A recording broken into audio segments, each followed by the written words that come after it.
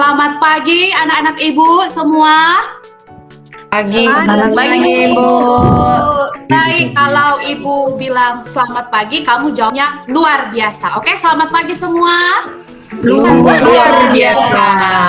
Luar biasa. Baik ya, sebelum kita mulai kegiatan kita hari ini, saya mau anak saya yang cantik yang bernama Rahmatul coba pimpin doa, Nak. Oh iya, Bu. Baiklah teman-teman, sebelum kita mulai pelajaran, kita bersama-sama berdoa. Berdoa mulai.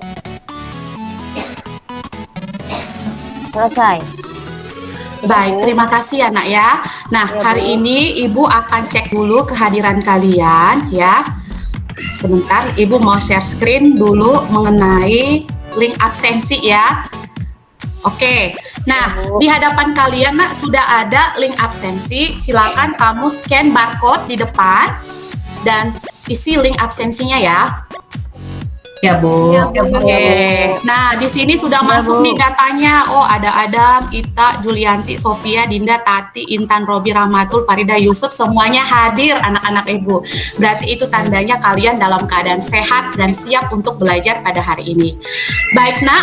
Nah, di kegiatan asinkronus minggu yang lalu, Ibu sudah mengeletakkan materi-materi yang harus kamu pelajari di kegiatan belajar mandiri ya.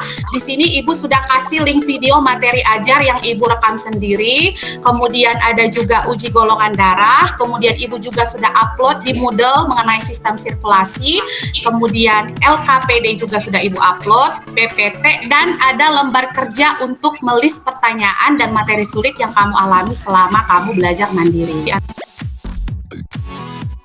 Nah, ini ada materi prasyarat atau materi yang harus kalian kuasai sebelum kalian belajar materi sistem darah ini ya. Pertama ada tentang sel. Nah, sel sudah kita belajar di pertemuan TKD 3.1. Saya mau tanya dulu ke anak Ibu Julianti, apa itu sel darah, Nak? Sel darah itu ada banyak, Bu. Yaitu terdiri dari sel darah merah, ada sel darah putih, ada keping darah. Itu Bu, sel darah, Bu. Bagus sekali, ini kelihatan nih ya, pasti nonton video Ibu yang ngajar ya di pertemuan Iya dong, Bu. asinkronus. Nah, kemudian Ibu mau tanya nih ke anak Ibu Sofia, menurut kamu Nak, darah itu apakah sel, jaringan, atau organ? Menurut saya, Bu, kalau darah itu jaringan ikat, Bu. Bagus, kenapa kamu sebut jaringan ikat? Karena darah itu tersusun atas beberapa sel, Bu. Bagus sekali. Ya, ingat ya, darah itu adalah jaringan ikat yang tersusun dari sel-sel darah dan matriksnya berupa plasma darah. Nah, hari ini Ibu akan mengajarkan mengenai sistem peredaran darah. Adapun submaterinya yaitu ada darah, golongan darah, transfusi darah, dan mekanisme pembekuan darah. Anak Ibu. Nah, adapun kompetensi dasar yang mau kita raih hari ini, yang pertama adalah untuk menganalisis hubungan antara struktur jaringan, penyusun organ pada sistem sirkulasi dalam kaitannya dengan bioproses dan gangguan fungsi yang dapat terjadi pada sistem sirkulasi manusia. Nah, adapun tujuan pembelajarannya, hari ini Ibu akan menerapkan model pembelajaran problem based learning, yang artinya kamu harus aktif pada hari ini ya. Jadi Ibu tidak lagi mengajar ceramah banyak-banyak. Nah, lalu Ibu kombinasikan metodenya dengan diskusi secara berkelompok, maka diharapkan kalian dapat menganalisis hubungan antara struktur sel, jaringan penyusun organ pada sistem sirkulasi, dengan kelainan yang terjadi pada sistem peredaran darah manusia, tentunya dengan sikap yang bertanggung jawab, jujur, peduli, santun, dan didasari dengan keimanan terhadap Tuhan Yang Maha Esa. Ibu ingatkan lagi ya konsep materinya. Jadi ingat ya Nak ya, darah itu terdiri dari dua bagian, yaitu plasma darah dan sel darah. Nah, kalau plasma darah terbagi tiga nih, ada protein plasma, campuran, dan ada air 92%. Nah, sedangkan sel darah terbagi tiga seperti yang sudah disebutkan oleh teman kamu ya, Julianti, tadi sudah ada tiga, leukosit, trombosit, dan eritrosit. Dan hari ini Ibu juga akan membahas mengenai golongan darah, yaitu sistem resus dan sistem ABO, di mana ini pembagian pembagiannya berdasarkan aglutinin dan aglutinogen. Nah, ini kamu lihat ada tabung berisi darah. Darahnya sudah terbagi 3, ada sel darah, di bagian tengah ada leukosit, trombosit, di bagian atas ada plasma darah. Ada yang tahu nggak teknik pemisahan darah ini disebut teknik apa? Apa mesinnya?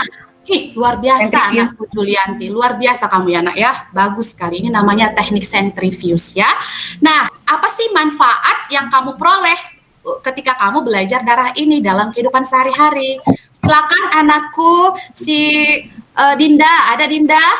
Ya ada Bu, hadir. Ya Bu, coba nak sebutkan penerapannya kira-kira apa ya manfaatnya? Harapannya kalau pas kita transfusi darah Bu, jadi kalau tahu tentang materi darah kitanya nanti nggak salah transfusi Bu. Bagus. Coba anakku yang lain, coba di sini ada Ita tidak? Ada Bu. Oke Ita, apalagi penerapannya? Manfaatnya kita bisa melakukan tes golongan darah Bu. Iya, Darah bagus. Iya, bisa tes golongan darah sendiri, gak harus buang-buang duit ya kan? Nah, jadi di sini ini Ibu udah rangkum beberapa penerapan materi darah dalam kehidupan sehari-hari. Yang pertama, kalau sewaktu-waktu kamu melakukan cek golongan darah, kamu sudah tidak asing lagi nih dengan istilah hemoglobin, leukosit, hematokrit, trombosit, dan eritrosit. Lalu kamu juga bisa cek golongan darah kamu sendiri. Seandainya ini tidak PJJ, kita sudah praktikum ya nak ya. Lalu kamu juga bisa menjadi pendonor darah dan ikut organisasi Palang Merah Indonesia. Nah, kalau kamu sudah mau jadi pendonor darah, itu artinya kamu sudah punya nilai kebangsaan, yaitu rela berkorban. Ya, sekarang ini kita membutuhkan banyak sekali pahlawan-pahlawan kemanusiaan yang mau mendonorkan darah, apalagi yang sudah menjadi penyintas COVID ya, karena darah penyintas COVID itu sangat diperlukan untuk mengobati saudara-saudara kita yang sekarang sekarat di ruang ICU ya, yaitu plasma kovaselen penyintas COVID. Jadi sebagai generasi muda, kita harus rela berkorban dan menjadi pahlawan kemanusiaan. Itu dari Ibu. Nah, sekarang Ibu mau tanya ke Dinda. Dinda, kamu kan udah belajar mandiri tadi ya. Coba Iya, Bu. kamu bisa sebutin nggak sih apa materi yang sulit yang kamu alami ketika kamu belajar mandiri? Oh iya Bu, kalau saya sih Bu pas baca materi dari Ibu, saya masih bingung tentang erythroblasitosis fetalis Bu. Oh iya, iya Dengan iya, itu memang agak sedikit membingungkan. Tapi tenang aja, hari ini kita bahas tuntas dan saya pastikan semua bisa paham materi. Ibu akan bagi kalian menjadi 3 kelompok. Silakan nanti kamu join di breakout room Zoom yang sudah Ibu sediakan. Dinda, Ita Rahmatul Intan, silakan bergabung ke kelompok 1. Kelompok 2, Julianti Adam Sofia, Tati, dan kelompok 3 ada Robi, Farida, dan Yusuf. Nah, apa yang akan kamu diskusikan, Nak? Yang pertama, ini ya, untuk kelompok 1, silakan analisis soal HOTS yang sudah Ibu buat di LKPD mengenai orang yang mengalami kecelakaan, dia butuh transfusi darah. Lalu di sini sudah saya buat kartu golongan darah pendonor dan resipiennya ya. Kemudian untuk kelompok 2, silakan kamu diskusikan pertanyaan si Dinda tadi, yaitu mengenai erythroblastosis fetalis. Lalu yang kelompok 3, kelompoknya Robi, Farida, dan Yusuf, silakan kamu identifikasi apa yang terjadi kalau seseorang yang bernama Joko ini mengalami luka ketika bersepeda. Saya kasih waktu 20 menit dari sekarang. Siap, Bu. Baik, oke. Ibu ke kelompok 1 dulu ya. Ayo, kelompoknya Dinda. Ada yang mau ditanyakan nggak, Nak, mengenai masalah kita hari ini? tidak Bu. Ada, Bu. Paham, Bu. Ada apa itu, Intan? Tidak ada Bu. Oh, tidak ada. Aman ya. Iya, Oke, Bu. Ibu mau tekankan ya. Jadi, kalau dia mau transfusi, ingat tidak boleh bertemu aglutinogen A ketemu dengan agglutinin A. Karena apa? Agglutinin A bisa menggumpalkan agglutinogen A. Begitu juga dengan agglutinogen B tidak ketemu dengan agglutinin beta, karena beta bisa menggumpalkan agglutinogen B pada pendonor. Bisa ya?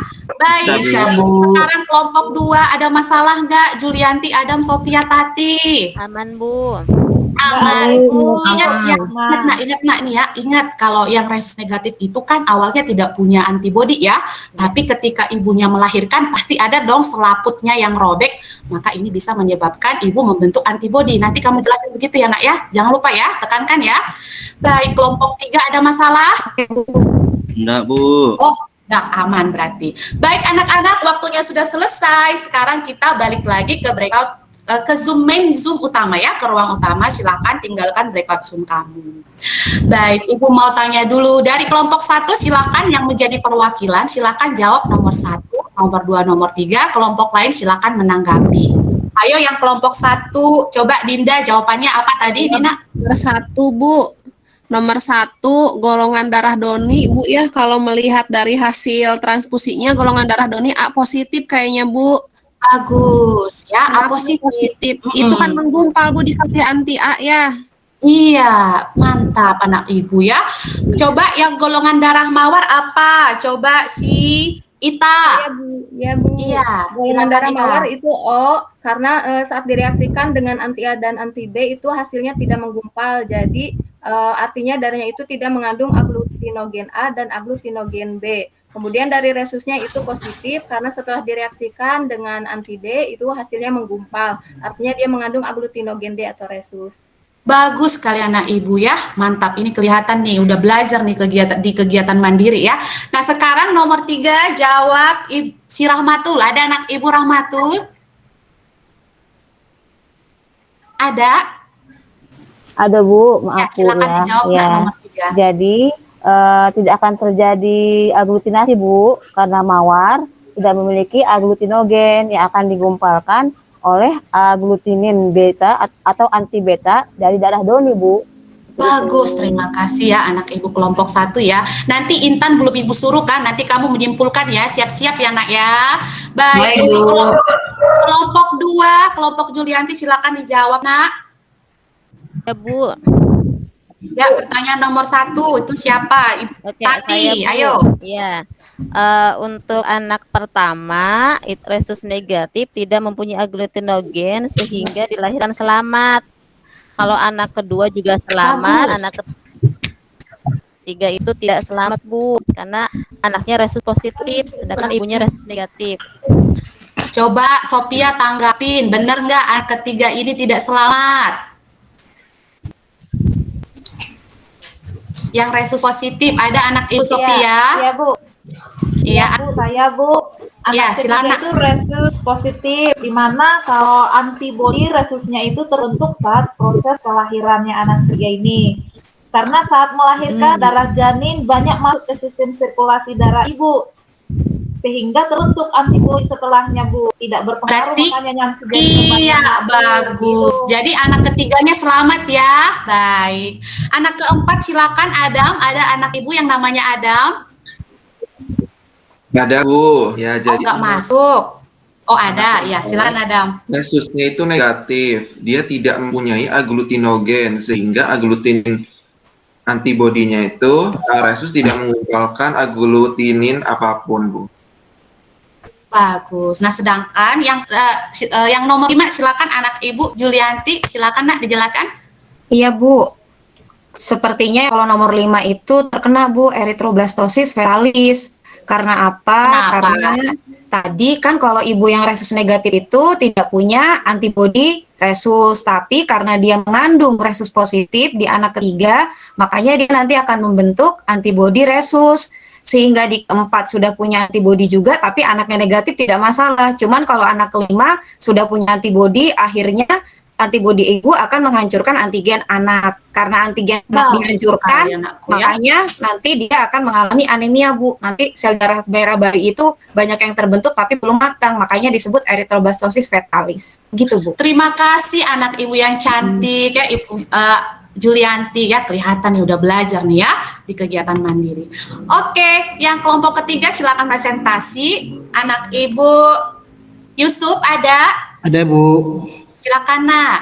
Ya, Nomor 1. lukanya itu bisa tampak. Oh iya Bu, itu karena ada ini Bu, kami cari-cari ada trombosit Bu ya kalau nggak salah. Ada trombosit yang dia mau nutup lukanya Bu, pembekuan darahnya Bu. Baik, Gitu, terima kasih ya Yusuf ya, bagus sudah Baik, benar. Oke, yang nomor 2 silakan anak Ibu Robi. Iya Bu, saya jawab Bu. Jika terjadi luka pada trombosit pecah dan mengeluarkan faktor anti hemofilia dan enzim trombokinase. Enzim trombokinase ini dengan bantuan vitamin K dan ion kalsium mengaktifkan protorombin menjadi enzim trombin. Lalu trombin mengubah fibrinogen atau protein dalam plasma darah menjadi benang-benang fibrin. Nah, Mantap. benang fibrin menutup luka dan darah berhenti mengalir. Gitu Bu, hasil diskusi kami Bu. Bagus, terima kasih ya Robi ya. Yang Ya, Bu. terakhir anak Ibu Farida silakan dijawab, Nak.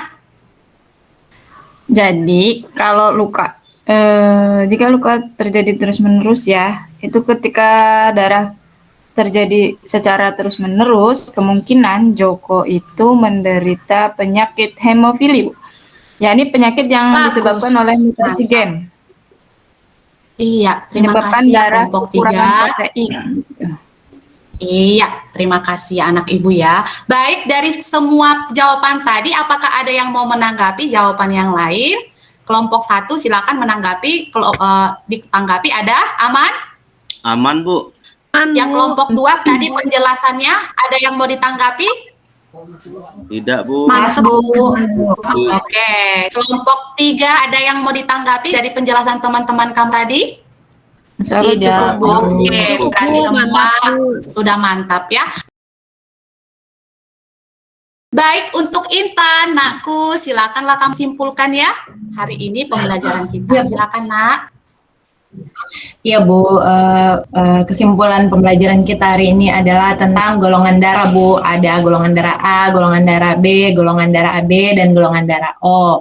Dan ada juga resus yang positif dan negatif, dan juga tentang pembekuan darah Bu. Oke, terima kasih ya Intan ya. Jadi ingat ya Nak ya, jadi nanti golongan darah O disebut nanti sebagai donor universal, golongan darah AB disebut resipien universal. Golongan darah O kenapa disebut sebagai donor universal? Karena tidak punya aglutinogen apapun yang akan digumpalkan oleh aglutinin alfa dan beta. Sedangkan golongan darah AB disebut resipien universal karena dia tidak punya antibodi apapun yang menggumpalkan aglutinogen A dan B. Nah, untuk menguji pengetahuan kamu pada hari ini, silakan scan barcode yang sudah Ibu buat di sini. Kerjakan kuisnya dalam waktu 5 menit. Ya, ini gampang banget soalnya. Saya Iya, kamu Bu. pasti bisa Baik, ya. Bu. Oke, kuisnya sudah selesai. Wah, kita lihat ya hasilnya. Waduh, di sini anak Ibu semuanya sudah tuntas ya. Terima Iya, Bu. kasih. Mantap Bu. Mantap banget ya. Nah, Iya. sekarang apa yang mau kita lakukan di pertemuan berikutnya? Nah, ini Ibu udah upload lagi nih di Moodle kelas kamu. Silakan dicek, silakan di-download. Ada modul, ada link video rekaman Ibu mengajar, kemudian ada PPT, dan ada juga LK untuk melis pertanyaan dan materi sulit yang kamu temukan dalam kegiatan belajar mandiri. Oke, jangan lupa ya Nak ya, minggu depan kita bahas LKPD lagi ya dari Ibu. Sekian pertemuan kita ya Nak ya. Ibu harap Iya, kamu Bu. tetap semangat Iya, Bu. belajar di rumah, dan mari kita tutup dengan doa. Ibu yang tutup sendiri ya Nak ya, mari kita berdoa. Doa selesai. Terima kasih anak-anak Ibu, sampai bertemu. Dadah. Terima kasih, Bu. Terima kasih Bu.